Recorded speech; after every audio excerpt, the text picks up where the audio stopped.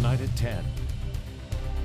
Live team coverage on the big trouble for these 4 ex-LSU Tigers. A brand new district courthouse and a $160,000 mistake. How did this happen? Stay tuned for our I-Team report. We bring a chance of rain back into the forecast for Friday. A big cool down for the weekend, and we'll update you on Hurricane Sandy. Now, from Louisiana's News Channel, this is 9 News at 10. When they knocked on the door, Tyrann Mathieu opened the door, and the officers said they were overpowered by the smell of marijuana coming from inside the apartment.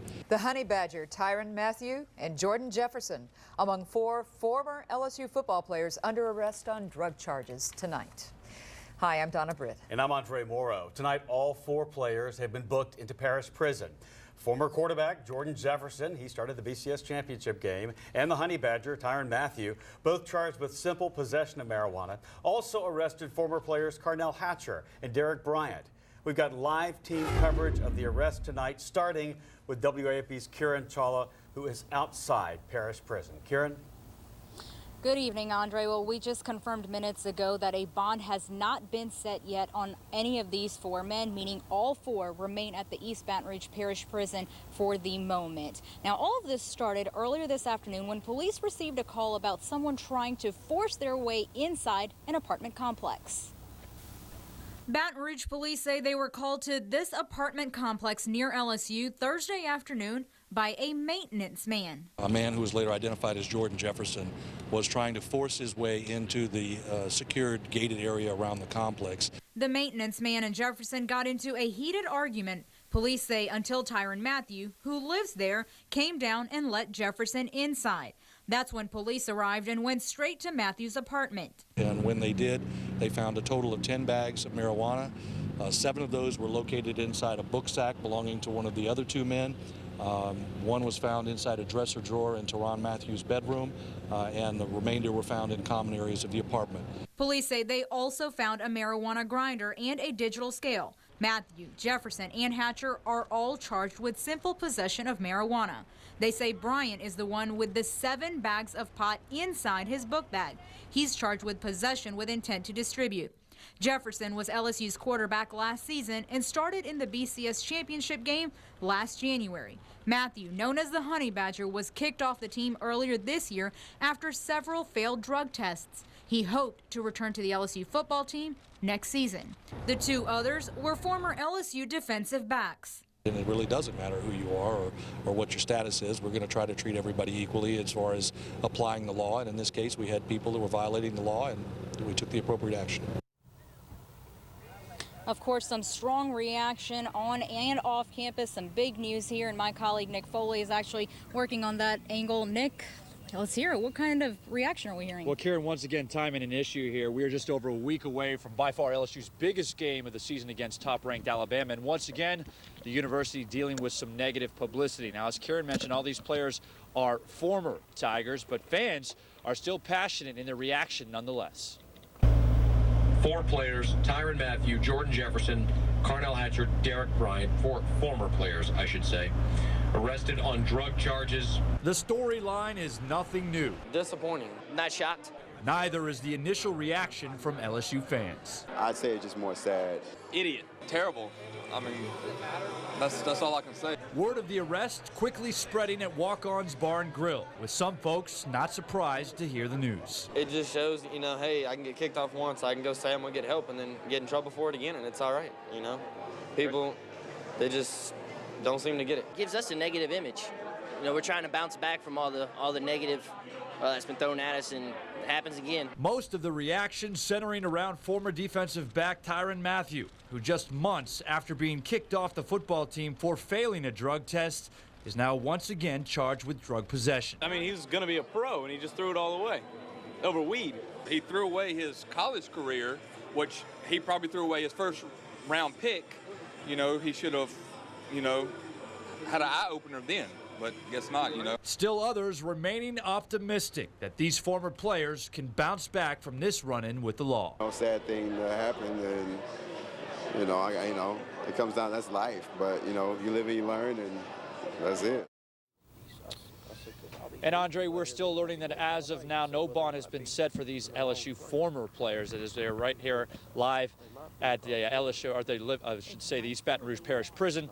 As of now, no new update on their status. We'll keep you updated as it becomes available. Back to you, Andre. Yeah, we heard that guys say you live and you learn, but you wonder, are these Tigers ever learning? And we're going to hear more from some of the current football players about this later on in sports. Thanks, Nick. The coverage of this alarming event, 4 former LSU players arrested on drug charges, continues now on WAFB.com and on our free WAFB News app.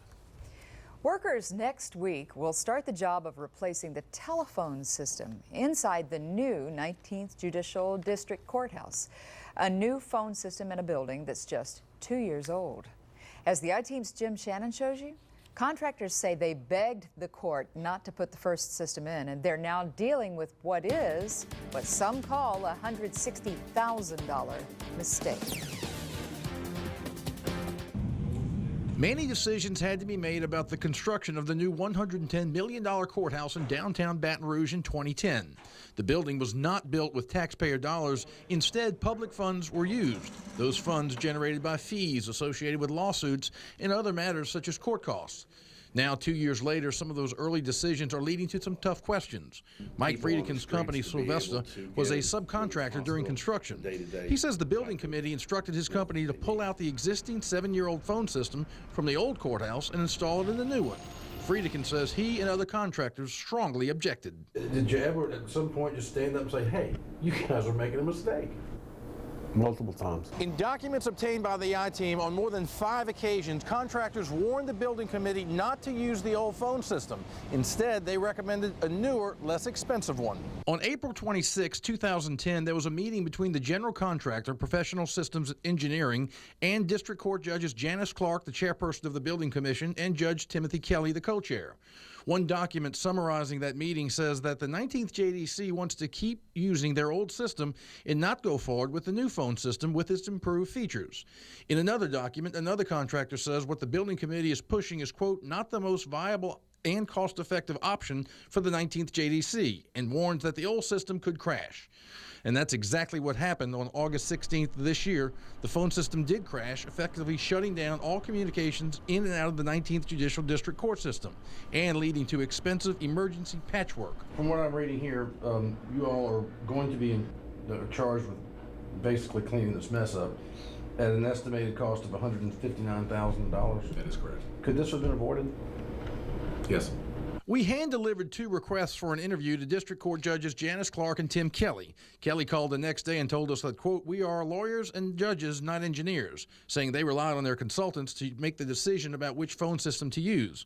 He deferred any further comment to Judge Clark. We again requested an interview with Judge Clark. She did not respond. It's worth going over the figures once more. The cost of the new improved system would have been $386,000. The cost of installing the old system in the new courthouse, $404,000. Add in $159,000 for the recent emergency repairs and new equipment, and the total price tag for the courthouse phone system now stands at more than $500,000. Jim Shannon, WAFB 9 News. 9 News requested permission to video record the removal of the old system, which is located on the first floor, and the judicial administrator says she polled the judges, and we were denied access. The governor's office maintains confidence in the man in charge of Bobby Jindal's hazard mitigation office. This after authorities in St. Bernard Parish raided a storage unit owned by former parish president Craig Tafaro on Tuesday. It's in relation to an ongoing investigation into a violation of Louisiana law, injuring public records, which is a potential felony. Tafaro's attorney says his client only kept copies of the original documents in case of future lawsuits. BP says it has capped what's believed to be the source of that sheen spotted near the site of the 2010 Gulf oil spill. Now remember, this slick appeared in September, and the oil giant says it was coming from an 86-ton steel container that the company used in a failed effort to corral the spill. Well, the Coast Guard has directed BP to remove oil that's still in the container. It's sitting there on the Gulf floor right now, or remove the container and the oil altogether, but get it out of there. Yeah, it's been sitting there for a couple of years. New Orleans officials are marking the nearly 100-day countdown to Super Bowl 47. Now, Indianapolis stepped up their game, but no matter how hard they try, they can't recreate what New Orleans has created. There's NOLA Mayor Mitch Landrieu held a news conference today to give an update on work that's being done to get ready for the big game. Big upgrades and sprucing up downtown, mega upgrades to the airport. The Big Easy has hosted 10 Super Bowls, tying Miami for the most times one city has been host. They have more fun here. Yeah, no doubt. We have news from the Assumption Parish sinkhole in just a moment for you. And just before Halloween, a scary, dangerous storm gathering for America's Northeast. We will talk about that storm. That is Hurricane Sandy. Meanwhile, up in northern Louisiana, check it out. Not only a little bit of rain, but a couple of lightning strokes moving into northwestern Louisiana. We've got big changes in our weather as well. And how do you define the word snack? 9 Healthline looks at a new definition. A sharp tremor has been reported in Assumption Parish near the sinkhole at Bayou Corn. The U.S. Geological Survey monitors recorded the tremor just after 9 o'clock last night at a depth of about 500 meters. The entire East Coast right now is preparing for what forecasters are calling Frankenstorm. Yeah, and then they're not making light of it in calling it that. 3 weather systems, including Cat 2 Hurricane Sandy, could combine to deliver a powerful punch to the Northeast. Sandy raged over the Bahamas today after tearing through Cuba and Haiti earlier, but Sandy's expected to head north, turn to the east, then jog back west, making landfall possibly near New Jersey on Tuesday. That's where it could combine with a winter storm and cold Arctic air, hence another nickname for Sandy, Snowicane. They were saying it was that the New Jersey has never experienced anything to this magnitude before, so that's why we're monitoring it very, very closely. The center of Sandy is expected to pass just off Florida's east coast tomorrow afternoon. It's going to be out over the water, though, of course, but it continues to have miles per hour winds of 105 right now. It was 110 before. Big storm. It's weakened a little bit, but the big issue for the East Coast is not so much whether it's a Category 1 or maybe a large tropical storm. You're right, it's the size, and it is going to plow into the East Coast. Meanwhile, closer to home, check out the rains. For some of you, you're saying, yeah, I'd like to have a little rain in my backyard. Pretty thin line working it in northwestern Louisiana. That's the frontal boundary headed our way.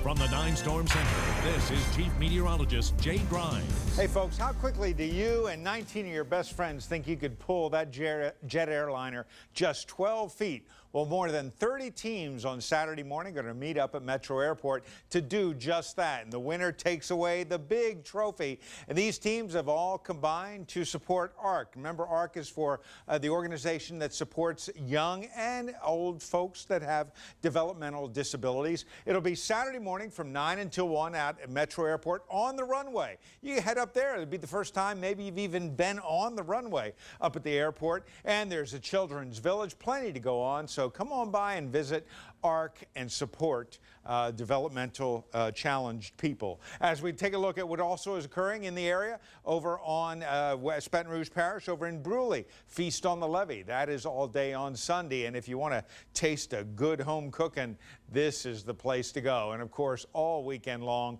Saturday and Sunday, this WAFB Storm Team and all of the WAFB family will be at Boo at the Zoo Saturday and Sunday, 9:30 until 4 o'clock. It's going to be comfortably cool, and you get to check out the Lions, the Tigers, and the Bears. Check out this wedge of truly winter weather, finally diving southward. It is headed our way, and you're going to notice it as we get into Saturday and Sunday. Painting in the front right now, you'll see that, yeah, the rain's starting to sneak into the extreme northwestern part of our state. A couple of flashes of lightning, too, but most of the energy in terms of rain and thunderstorms are going to stay well to our north. So the question now is, what about the timing? Well, let me show it to you. Here's where the front is now. So what we're seeing in Louisiana for the time being are those showers out ahead, prefrontal showers and thunderstorms. We get into the morning tomorrow. Front starts to work into the state, spends the better part of the day working across the state, and into the afternoon and evening, we'll have a chance of rain. It's going to be a slight chance, though, only about a 30% chance of rain. And even for those of you that do get some rain, it'll be very light. By Friday night into Saturday morning, skies will be clearing. For Saturday morning, 40s. How about that for the morning start? And Saturday and Sunday, under sunny skies, highs will be lucky if they get into the upper 60s to near 70 degrees. Meanwhile, yeah, there's where Andre and Donna were talking about a moment ago.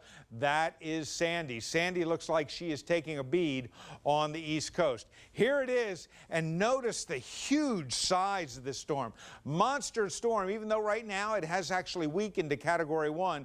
But we've told you about this before. It's not just the category, it's the size of the storm. And this is still a very well-developed storm. Here's what we think is going to happen. Right now, here are your coordinates. 90-mile-per-hour winds, so still a very strong Cat 1 storm, moving to the north-northwest. So it's moving towards the U.S. Now check out what happens in terms of the forecast track. It takes a dog leg back out to the open water, and you're thinking, good news. It's heading out into the Atlantic, but not so fast. As we get into Saturday and Sunday, it turns back to the northeast, and anywhere from the mid-Atlantic, say from about Norfolk, all the way up to Cape Cod, all of those folks could be looking at a Category 1 landfall as we get into the early to the middle part of the week.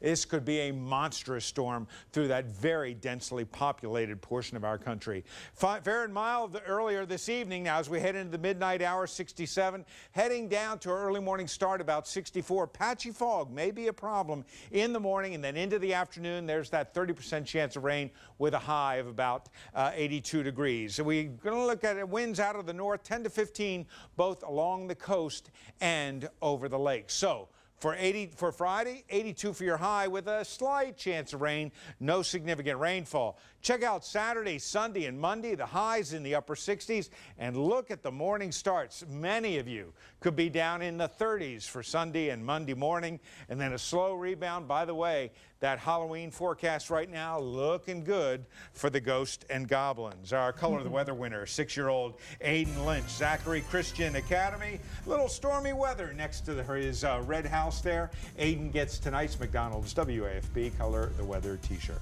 Thank you, Jay. And we're going to be back with a new design for your impulse eating, that beloved thing we call the snack. And what could generate this bigger crowd? It's happening this weekend. We'll tell you more ahead. Halloween just around the corner, and children will be eating plenty of treats. Oh, yeah, but sugar. Don't forget, let's keep those healthy snacks as part of their day. In tonight's 9 Healthline, Cheryl Mercedes checks in with an expert to find out the difference between treats and snacks. When the Hartman kids get home from school, the first thing they do is get something to eat. But instead of going for healthy snacks, they often ask for sugary treats. Can I have a piece of candy? No. Why? They argue and want to always go for the junkier snack, and I just try and educate them on the importance of eating healthy. It's an uphill battle for many parents because lots of the so-called snack foods are really treats. Goodies packed with added sugar or fat. But snacks should be healthy mini meals that tie kids over between regular meals. Registered dietitian Julie Schwartz offers Hartman lots of healthy snack ideas. Fruit with yogurt, maybe whole grain crackers and low-fat cheese, and something like a veggie in a dip of hummus. And Schwartz says one of the best ways to tell if a food is a snack or a treat is to read nutrition labels. Try to avoid sugar in the top 3 ingredients, any kind of sugar, or if it's listed 3 different times. Hartman is shopping for healthier snacks now, and when she gets pushed back from her kids, she just says no. That's not what we're going to have for snack, and we'll eat that for dessert tonight. For Healthline, I'm Cheryl Mercedes, WAFB 9 News. So, you know, it must raise questions, the arrest of the 4 ex-Tigers. So, is there possibly a problem within the current team? 9 Sports takes a look. This is 9 Sports with Sports Director Steve Schneider. The arrest of 2 high-profile members of last year's LSU team, Tyrann Mathieu and Jordan Jefferson, and 2 other former Tigers near campus, raising some serious questions tonight about their contact with former teammates who are still on Les Miles' roster. Last October, Mathieu was suspended along with 2 teammates who are still wearing the LSU uniform. All 3 missed the Auburn game, but running back Spencer Ware and defensive back Tharold Simon have returned this season to starting roles. The News threatens to cast a dark cloud over the program just days before the national media descends on Baton Rouge for the network TV rematch with Alabama. Current LSU players did interviews tonight but did not talk about the arrests or the intense scrutiny they're about to face. I say it's long waited. We've been having that bitter taste in our mouth since, last year, since January 9th, and walking off that Superdome floor, I think that's the thing that motivated us all spring, and all summer, and now we're finally here. We get a chance to, play these guys again. It's going to be another tough one, here at Death Valley, and hopefully we can pull this one out. And Tiger fans and us here at Channel 9 have had November 3rd circled for a long time. It's a primetime matchup on CBS and WAFB between number 1 and number 6. It should make for a most interesting 9 Sports Extra. Jacques Doucet plus former Tigers Alan Risher Bluegay join me Monday at 6:30 on PXH. We also stream it at WAFB.com. Tomorrow night, we will talk to the father of the man who made the play in last year's first Alabama game. For almost a year now, Eric Reed's dad has invested hundreds of his own hours trying to raise awareness out of concern that a medical condition has been taking the lives of football players at an alarming rate way too soon. Join us for that tomorrow night at 10. And don't forget, you can watch Sportsline Friday night live on your mobile, so you don't have to rush home too fast to get your highlights on Friday nights. Now, Thursday night action, an incredible story at Redemptorist where Kristen Ashford and her homecoming court had to watch a parade of touchdowns from Dunham's Harrison Domingue. Number 8 had 8 touchdowns.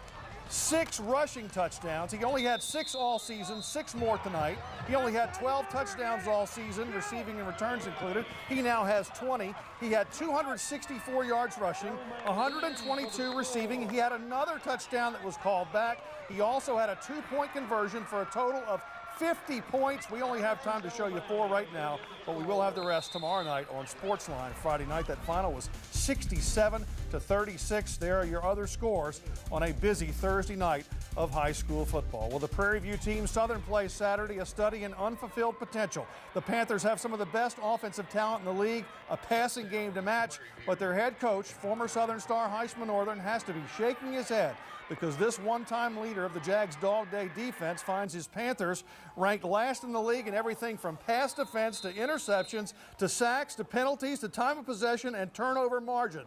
This is a team that scored 52 against Alcorn State, yet gave up 44 to a Texas Southern team that's only won 1 game all year. For the last 7 years, if I'm not mistaken, we've either won a championship or beat the team that won the championship. So that means we can play with anybody. Now, can we play with anybody on a consistent basis? That's the thing that we have to find out. 9 Sports will be in Shreveport, 4 o'clock kickoff. That's it for sports. More news right after this. The Louisiana Book Festival is this weekend in Capitol Park. It's 10 a.m. to 5 Saturday. This fest is not just books, but the authors who write them. So there's book signings and authors reading their work. More than 125 authors this year. You're going to find the Book Fest all the way down 4th Street in front of the Capitol building, and then down 3rd Street in front of the State Library and in the State Museum. 25,000 people, you see some of them here, attended last year. There is one event I don't want you to miss in this Book Fest, okay? This animated short film won the Oscar last year for Louisiana and author William Joyce and a Shreveport animator. The Fantastic Flying Books of Mr. Morris Lesmore. Look, 2 screenings Saturday, 11 in the Capitol building, 4:15 in the Welcome Center.